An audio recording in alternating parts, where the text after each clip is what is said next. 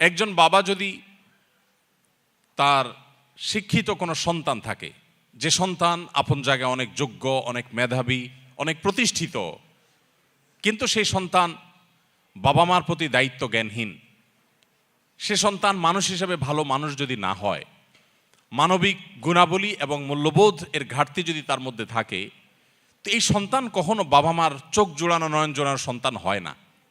আবার এর বিপরীতে কোনো বাবা মার যদি এমন কোনো সন্তান থাকে যে সন্তানের হয়তো জাগতিক যোগ্যতা অনেক বেশি না থাকে, শিক্ষা দীক্ষা অনেক বেশি না থাকে, পয়সা কড়ি অনেক বেশি না থাকে, সমাজে অনেক বেশি প্রতিষ্ঠিত না হয়, কিন্তু সে মানুষটা ভালো মানুষ হয়, বাবা মার কেয়ার করে, যত্ন নেয়, বাবা মাকে ভালোবাসে, শ্রদ্ধা করে, সুসন্তান হিসাবে নিজেকে গড়ে তুলতে পেরেছে, আদর্শ মানুষ হিসাবে গড়ে তুলতে পেরেছে, তাহলে এই সন্তান বাবা মার চক্ষু শীতলকারী সন্তান হয়, বাবা মার নয়ন জোড়ানো সন্তান হয়। ঠিক একইভাবে আজ সাধারণ শিক্ষায় শিক্ষিত হয়ে আমাদের সন্তানরা আমাদের জীবনমানকে উন্নয়নের জন্য অবদান রাখছে, সেটা যেন আমাদের জন্য প্রয়োজন। এর চাইতে অনেক বেশি প্রয়োজন আমাদের সন্তানরা মনুষ্যত্ব শিখবার। এই যুগে খুব অল্প পুঁজি দিয়ে সামান্য সময়ের ব্যবধানে একজন মানুষ কোটি কোটি টাকার মালিক হয়ে গেছেন। এই জিনিসটা যত আশ্চর্যের, যত কঠিন। আল্লাহ তাআলা কাউকে দু চারটি সন্তান দিয়েছেন, এই সন্তানগুলোকে সমাজে প্রচলিত যে আগুনের আঁচ চতুর্দিক থেকে আমরা দেখতে পাচ্ছি, সেগুলো থেকে বাঁচিয়ে, সেগুলো থেকে রক্ষা করে, হেফাজত করে মানুষের মতো মানুষ হিসাবে, নিজের কাঙ্ক্ষিত সন্তান হিসাবে গড়ে তোলা, এটা তার চাইতে বেশি কঠিন এবং চ্যালেঞ্জিং। আমাদের সবচাইতে দামি সম্পদ, সবচাইতে দামি অ্যাসেট হলো আমাদের সন্তানগণ। আপনার সন্তানকে ভালো মানুষ হিসাবে গড়ে তুলবার টার্গেট করতে হবে। সে স্কুলে পড়ুক কিংবা মাদ্রাসায় পড়ুক, আপনার টার্গেট হতে হবে, লক্ষ্য হতে হবে যে আমার সন্তানকে আমি মানুষের মতো মানুষ হিসাবে গড়ে তুলব। সে সৎ মানুষ হবে, আর কিছু হোক বা না হোক। সে ডাক্তার ইঞ্জিনিয়ার হতে পারুক বা না পারুক, সে বিসিএস ক্যাডার হতে পারুক বা না পারুক, সে সেনাবাহিনীতে ভালো কোনো অফিসার র্যাঙ্কে চান্স পাক বা না পাক, সে ভালো পরিচিত পপুলার কোনো আলেম বা তুখুর কোনো হাফেজ হতে পারুক বা না পারুক, সে যেন ভালো মানুষ হয়, সে যেন মুত্তাকি হয়, সে যেন পরহেজগার হয়। আমি আমার সন্তানদেরকে সবসময় বলি, তোমাদের পরীক্ষার ফলাফল ভালো হোক সেটা আমি চাই, কিন্তু এর চাইতে অনেক বেশি চাই তোমার নামাজটা দেখে যেন আমার নয়ন জোড়ায়, তোমার আচরণটা দেখে যেন আমার দিলটা প্রশান্ত হয়। এটুকু যদি তুমি আমাকে দিতে পারো, তোমার ফলাফল যদি খারাপও হয়, আমার কোনো টেনশন নাই, কোনো দুঃখ নাই, তার জন্য আমার কোনো আফসোস নাই, তোমাকে আমি কিচ্ছু বলবো না। সম্মানিত উপস্থিতি, বেশিরভাগ বাবা মা তারা চান তাদের সন্তান যেন দুধে ভাতে থাকুক। একটা কথা আছে না, আমার সন্তান যেন থাকে দুধে ভাতে। আপনার সন্তান দুধে ভাতে থাকুক, ভালো উপার্জন করুক, তার ভালো কেরিয়ার করুক, এটা আপনি চান, এটা চাওয়াটা দোষের না। কিন্তু এর চাইতে বড় চাওয়া উচিত আমার সন্তানটা যেন সৎ হয়, ভালো মানুষ হয়। কয়জন বাবা, কয়জন অভিভাবক আপনি এই সমাজে দেখাতে পারবেন যেই অভিভাবক তার সন্তানকে বলে, বাবা তুমি অনেক বড় শিক্ষিত হতে পারো আর না পারো, তুমি সৎ মানুষ হবে? বরং উল্টা আমাদের সমাজে দেখি, সন্তানের জন্মের তারিখটা বেশিরভাগ বাবা মা ভুল লেখেন, ইচ্ছাকৃত ভুল না, মিথ্যা লেখেন। কেন? যাতে বেশি দিন চাকরগিরি করতে পারে, বেশি দিন সরকারি বা বিভিন্ন প্রতিষ্ঠানে চাকরগিরি যেন করতে পারে, সেই সুযোগ পাইয়ে দেওয়ার জন্য জীবনের শুরুতে একটা মিথ্যা গেঁথে দেয়। অনেক বাবা মা আছেন যারা বিভিন্ন স্কুলে তাদের সন্তানরা যে পড়াশোনা করে তাদের জন্য নকল কিনে এনে সন্তানদেরকে সার্ভ করে দেন, সাপ্লাই করে দেন। এরকম বাবা মা আছে না? নাই এই সমাজে আছে না, শুধু ভরে আছে। অর্থাৎ বাবা মার হাবভাব দ্বারা তারা বোঝাতে চান যে দেখো, আমি নিজে তো টাকার মেশিন, সারাদিন পয়সা ছাড়া আর কিছু চিনি না, অতএব আমার ঘরে জন্ম হয়েছে তোমাকেও টাকার মেশিন হতে হবে বাবা।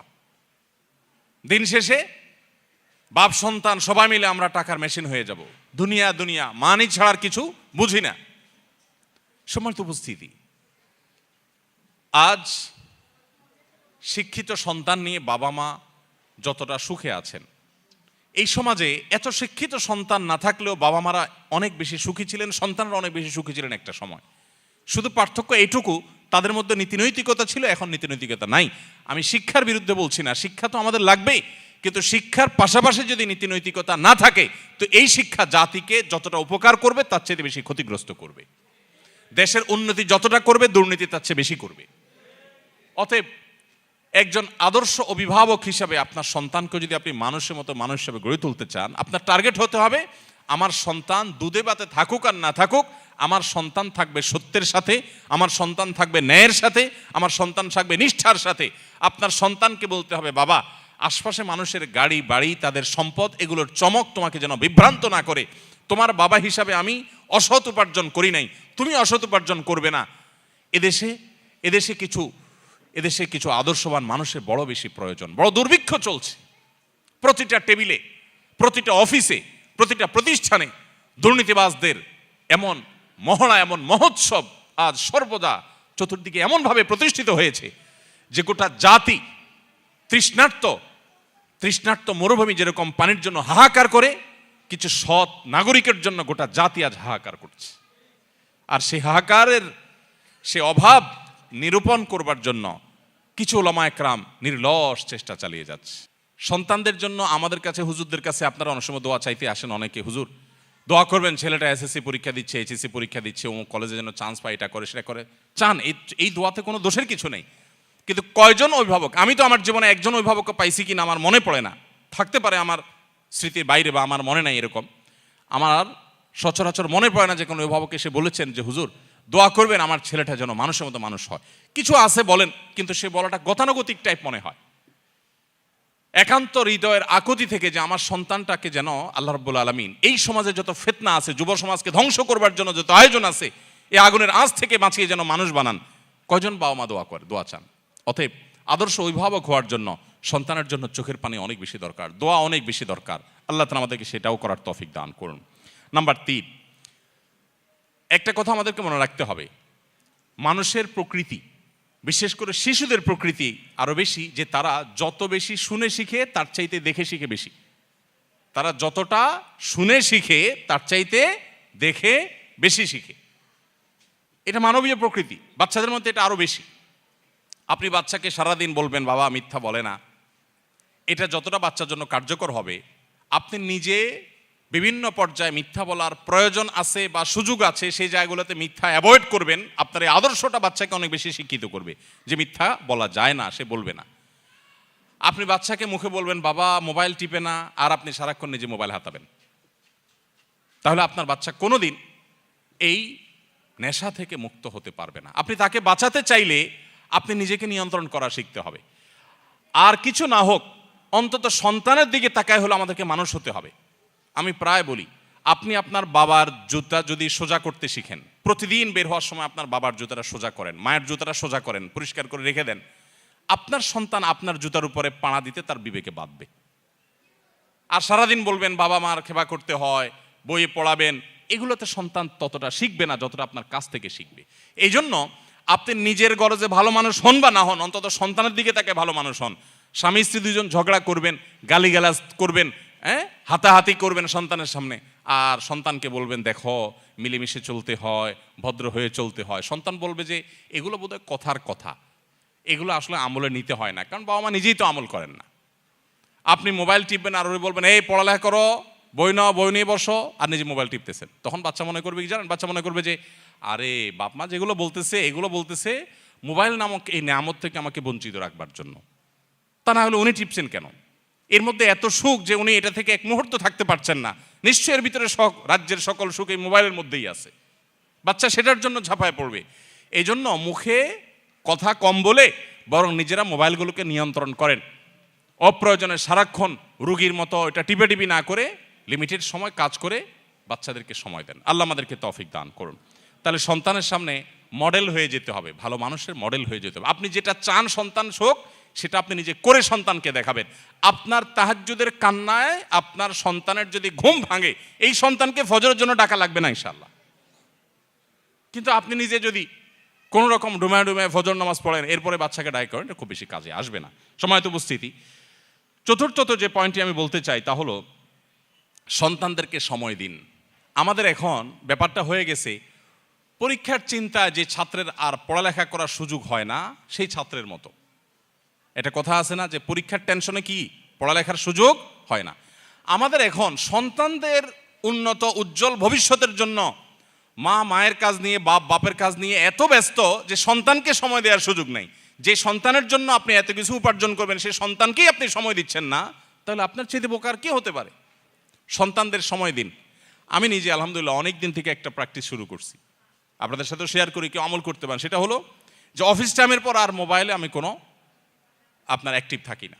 বেশিরভাগ সময় হয় এরোপ্লেন মোড করে ফেলি, আর নাহলে বন্ধ করে ফেলি, আর নাহলে সাইলেন্ট করে ওইটাকে গাড়িতে রেখে, অফিসে রেখে, ডেস্কে রেখে তারপর বাসায়। এবং পুরো সময়টা বাসা যতক্ষণ থাকা হবে ততক্ষণ ফ্যামিলিকে সময় দেওয়া হবে। এটাতে কিছু ক্ষতি হবে, প্রতিষ্ঠানের ক্ষতি হবে, অফিসের ক্ষতি হবে, হোক, তার চাইতে লাভ অনেক বেশি হবে। যারা বিভিন্ন প্রতিষ্ঠান পরিচালনা করেন, অনেক কাজ কাম আছে, প্রয়োজন একটা বাটন ফোন নিয়ে নেন, যে এইটা থেকে এতটা পর্যন্ত বাটন ফোনে আসি, আমার ফোনটা অমুকের কাছে থাকবে, ইমার্জেন্সি কিছু হলে আমাকে জানাবা, আদারওয়াইজ আমি নাই, বাচ্চাদেরকে সময় দিব। বেশিরভাগ বাপ দেখবেন বাসায় ঢুকতে ঢুকতে মোবাইলে কথা বলতে, হ্যাঁ ভাই ঠিক আছে অমুক জায়গায় এতটা মাল পাঠায় দেন, এসব বলতে বলতে ঢুকে। কে দরজা খুলছে সেটাও বাপে দেখে না, আবার বাইর হয়ে যাচ্ছে সকালে, তখন আবার মোবাইলে, হ্যাঁ আসতেছি এই যে নামতেছি সিঁড়িতে, বলতে বলতে বাইর হয়। তো আপনি সারাক্ষণ, আবার বাসা যতক্ষণ আছে ততক্ষণ মোবাইল নিয়ে ব্যস্ত আছে, মাও ব্যস্ত, বাপও ব্যস্ত। বাচ্চাদের যে কি অসহায়ত্ব এই সময়টাতে, আমি তো মনে করি এই সময়ে প্রোডাক্টিভিটির জন্য মোবাইল নিয়ন্ত্রণ করা ছাড়া কোনো দিন সম্ভব না আজকের বাস্তবতায়। আলহামদুলিল্লাহ আমরা এটা শুরু করে দিয়েছি এবং এর সুফলটা আমরা পাচ্ছি আল্লাহর রহমতে। আমি অনুরোধ করব আপনারাও সেই সময়টা দিবেন। শুধুমাত্র সময় দেয়া বলতে বাচ্চাদের সাথে গল্প করানো, সব দিক থেকে আপনি তাদের খেলার সাথী হবেন। আপনার বাচ্চা কার সাথে খেলতে গিয়ে নষ্ট হবে, আপনি সেটা কেন হতে দিবেন? আলহামদুলিল্লাহ আমি আমার বেশ কিছুদিন থেকে প্র্যাকটিসটা করি, তবে গত প্রায় মাসখানেক যাবৎ হবে বা তার সাথে কম বেশি হবে। এই সময় ধরে আমি আমার বাচ্চাদের সাথে নিয়মিত খেলাধুলা করার চেষ্টা করি। যদি আমি বাড়িতে থাকি তো খেলা মিস নাই বাচ্চাদের সাথে, প্রতিদিন 1 ঘন্টা মিনিমাম বাচ্চাদের সাথে খেলি প্রতিদিন। অন্য যত ব্যস্ততা থাকুক, সব ব্যস্ততার সাথে বড় ব্যস্ততা, আমার সবচেয়ে বড় সম্পদ আমার বাচ্চারা। অতএব তাদের সাথে আমি খেলার সাথী হব। কোন বাচ্চার সাথে খেলতে গিয়ে সে নষ্ট হবে না হবে, আমি সময় দেবো তাদেরকে, এবং তাদের গল্পগুলো আপনি শুনবেন, আপনি নিজে তাদেরকে গল্প বলবেন, তাদের পড়ালেখার সাথী হয়ে যাবেন, মেশার চেষ্টা। বেশিরভাগ বাবা মা সন্তানকে সময় দিতে চান না, টিচারের কাছে দিয়ে রাখেন, আপনার কাজের বুয়ার কাছে দিয়ে রাখেন, অমুকের কাছে দিয়ে রাখেন, তমুকের। মায়েরা তো আজকাল বাচ্চাদেরকে ভালো করে নাস্তাও দিতে রাজি না। আমরা যারা মাদ্রাসা চালাই আমরা জানি, টিফিন দিয়ে দিবেন কি, অল টাইমের একটা প্যাকেট ধরায় দিবেন, রেডিমেড কিছু ধরায় দিবেন। আপনার বাচ্চাকে আপনি রেডিমেড এগুলো দিয়ে দিচ্ছেন, আপনি বুড়ো হন, এই বাচ্চা আপনাকে বৃদ্ধাশ্রমে পাঠাবে, এরকম অল টাইম ধরায় দিবে। বাচ্চাকে হেলদি কিছু একটু রেডি করে দেন, ভালো কিছু একটু নিজে রান্না করে দেন। মায়েরা আজকাল অলস, ওই রেডিমেড কিছু দিয়া যেতে পারলে বাঁচে। বাপেরাও অলস, বাচ্চাকে সময় দিতে রাজি না। সার পড়াক, আপনি নিজে আপনার বাচ্চাকে কদিন পড়ান। এই জন্য বাচ্চাদেরকে সময় দিবেন। সময় না দিলে বাচ্চারা কখনো মানুষ হওয়া এটা সম্ভব না। যত বাচ্চা মানুষ হয়েছে দেখবেন বাবা মা অনেক বেশি তাদেরকে সময় দিয়েছে। আল্লাহর শপথ করে বলছি, আপনার এই পরিবার উপভোগ্য হবে, চরম উপভোগ্য হবে, দুনিয়াটা জান্নাতে পরিণত হবে যখন আপনার সন্তানটা দেখবেন যে মায়ের সামনে মাথাটা উঁচু করে কথা বলতে লাজ বোধ হয়, লজ্জা বোধ হয়। যখন দেখবেন বাবা কোনো কথা বললে ফিরে আরেকটা কথা বলার মতো সাহস হয় না। এই সন্তানকে এখন ঘরে ঘরে আছে? আরে ঘরে ঘরে তো দেখা দূরের কথা, গোটা সমাজে খুঁজে এরকম একটা সন্তান পাওয়া যায় না। বেশিরভাগ দেখবেন বেয়াদব, উগ্র, উচ্ছৃঙ্খল, এবং কোনো শিক্ষা নাই, নীতি নাই, নৈতিকতা নাই, আদর্শ নাই, নষ্ট এবং নষ্টের ছড়াছড়ি চতুর্দিকে। কোথায় সে সন্তান? যে সন্তান মায়ের বাবার আগে হাঁটবে না, যে সন্তান মায়ের আগে কথা বলবে না, বিনয় থাকবে। এরকম সন্তান যদি থাকে, আপনার সন্তান অনেক বড় অফিসার না হোক, আপনার সন্তান অনেক পয়সা কামাই না করুক, অনেক বড় পদের অধিকারী না হোক, আপনার সন্তান যাই হোক না কেন, যদি এরকম সন্তান আপনাকে আল্লাহ তাআলা দেন, তো আপনি দেখবেন আপনার পরিবারটা, আপনার জীবনটা জান্নাতি জীবন হয়ে গেছে। আল্লাহ তাআলা আমাদের সবাইকে, আমাদের সন্তানদেরকে মুত্তাকি, পরহেজগার, ভালো মানুষ হিসেবে গড়ে তোলবার